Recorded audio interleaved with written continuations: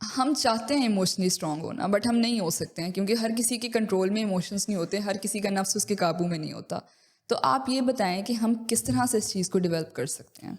देखें जवेरिया, ये चीज़ें सारी गूगल पे पड़ी हुई हैं, लेकिन मैं इसको इस अंदाज से डिफ़ाइन करूँगा कि वो इंसान जो आज का पॉडकास्ट सुने तो वो इमोशनली इतना स्ट्रांग हो कि वो एक सेहतमंद ज़िंदगी जी सके, क्योंकि आपकी जो फिज़िकल हेल्थ है, आपकी जो मेंटल हेल्थ है, इमोशनल हेल्थ है, उसका डायरेक्ट ताल्लुक आपकी इमोशनल इंटेलिजेंस के साथ है।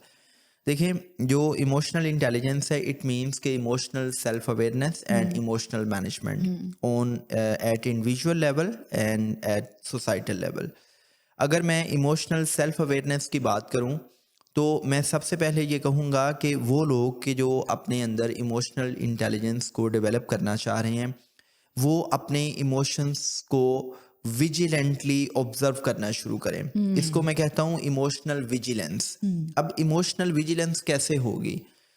इसका बड़ा आसान आसान तरीका है। देखें जवेरिया, जो लोग कारोबार करते हैं तो वो क्या करते हैं, वो अपने कारोबार का प्रॉपर हिसाब किताब रखते हैं। वो एक लेजर बुक बनाते हैं जिसमें वो एक साइड पर अपनी इनकम लिख रहे होते हैं, दूसरी साइड पर वो एक्सपेंस लिख रहे होते हैं, और at the end of the month उनको पता चलता है कि वो प्रॉफिट में है या लॉस में है।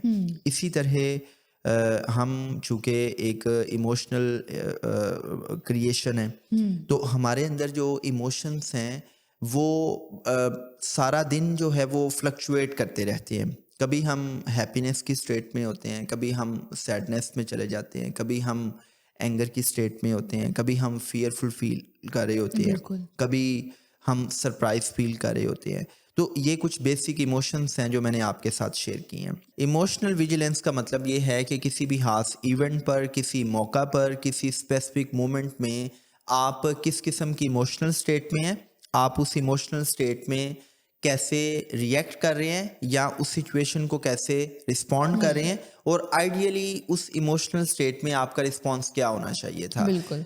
इस हवाले से मैं अपने कोचिज़ को ये कहता हूँ कि आप इमोशनल विजिलेंस लॉग बुक बनाएं, और उस लॉग बुक को बनाने का फ़ायदा ये होगा कि आपको पता चलेगा कि यार एक दिन में, एक हफ्ते में, एक महीने में किन किन इमोशंस को आपने ऑब्ज़र्व किया, आप किस किस इमोशनल स्टेट में थे, उस इमोशनल स्टेट में आपने उस इमोशन को कैसे रिएक्ट या रिस्पॉन्ड किया, और आइडियली आपका रिस्पॉन्ड क्या होना चाहिए था। मैं इसको एक मिसाल से बताने की कोशिश करता हूँ कि फॉर एग्जांपल आप गाड़ी ड्राइव कर रहे थे, गाड़ी ड्राइव करते हुए एक ऐसा शख्स है कि जिसने आपको साइड करवा दी, या एक ऐसा शख्स है कि जो वन वे की खिलाफवर्जी करता हुआ आया और वो आपकी गाड़ी के बिल्कुल सामने आते हुए आपकी गाड़ी से टकराते टकराते बच गया, लेकिन अल्टीमेटली आपको गुस्सा तो आएगा, इट्स बिल्कुल। Very normal.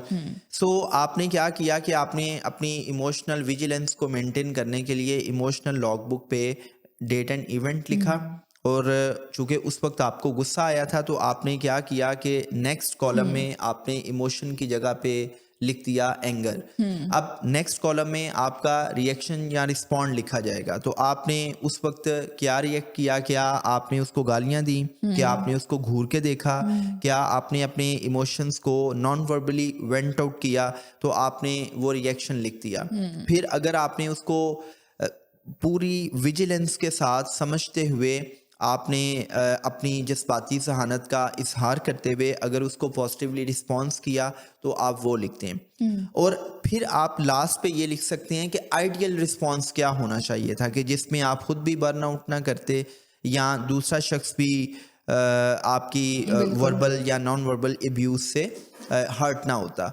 तो आप लेट्स सपोज एक महीने में जितने भी इमोशंस को आप ऑब्जर्व कर रहे हैं, जब आप उन सारी की सारी इमोशनल स्टेट्स को लिखते हैं, आप अपने रिस्पॉन्सेस को, अपने रिएक्शंस को लिखते हैं, और फिर आप सेल्फ पॉन्डरिंग करते हैं, आप गौर व फिक्र करते हैं, और आप देखते हैं कि यार मैंने फ़लाँ मौके पे मुझे गुस्सा आया था, फ़लाँ मौका पर मैं फियरफुल फील कर रहा था, फ़लाँ मौका पे मैं स्ट्रेस में था या मैं सैडनेस में था, तो मेरे क्या-क्या रिएक्शंस या रिस्पॉन्सेस थे, या आइडियल रिस्पॉन्सेस क्या होने चाहिए थे। मतलब कि जर्नलिंग ही हो गई ना, मतलब। यस। तो अब देखें कि अगर पूरे महीने का एक फ्रेमवर्क आपके सामने आ जाता है, तो आपको पता ये चलेगा कि कौन सा इमोशन है जो सबसे ज़्यादा डोमिनेंट है, कौन सा इमोशन है जो सबसे ज़्यादा आपको हाईजैक करने की कोशिश करता है, बिल्कुल। और किस इमोशन के हवाले से आप बहुत ही गैर जिम्मेदाराना रिएक्शन दे रहे हैं। तो जब इमोशनल विजिलेंस होगी तो इसी चीज़ को हम कहते हैं इमोशनल सेल्फ अवेयरनेस, जो Exactly. इमोशनल इंटेलिजेंस का सबसे इम्पॉर्टेंट एलिमेंट है। अब जब अवेयरनेस होगी तो फिर ही मैनेजमेंट होगी ना। अगर आप अपने इमोशंस के हवाले से अवेयर ही नहीं है कि मुझे गुस्सा क्यों आ रहा है, कब आ रहा है, मैं बैठे बैठे सैडनेस में क्यों चला जाता हूँ, मैं अगर स्ट्रेस में जाता हूँ तो मेरे स्ट्रेसर्स कौन कौन से हैं, मैं किन लोगों के साथ बैठता हूँ तो मुझे खुशी मिलती है, किन लोगों के आने से, किन लोगों की कंपनी में मेरी हैप्पीनेस गायब हो बिल्कुल जाती है, जी। मुझे नौकरी से हाथ धोने का खौफ है, मुझे भूखा मरने का खौफ है, मुझे किस चीज़ का फियर है, मेरी लाइफ में एप्रीहेंशंस कौन सी हैं, कौन कौन से खदशात हैं। तो जितनी आप इमोशनल सेल्फ अवेयरनेस रखेंगे उतनी अच्छी मैनेजमेंट ठीक होगी। है। तो एक कुलिया तो ये है कि भाई आप इमोशनली कैसे स्ट्रांग हो सकते ठीक हैं। है।